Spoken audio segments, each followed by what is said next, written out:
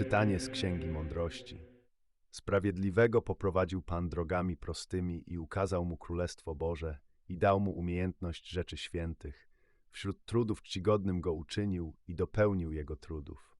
W podstępie oszukujących go przybył mu z pomocą i możnym go uczynił.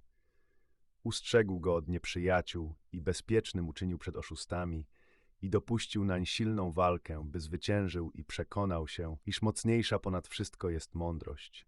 Ona to sprawiedliwego, gdy go sprzedano, nie opuściła, lecz od grzeszników go uwolniła i zstąpiła z nim do ciemnicy, a w więzieniu go nie zaniechała, aż mu przyniosła berło królestwa i potęgę przeciw tym, którzy go uciskali. I okazała, że kłamcami byli ci, co go oczerniali, i dał mu blask wiekuisty Pan Bóg nasz.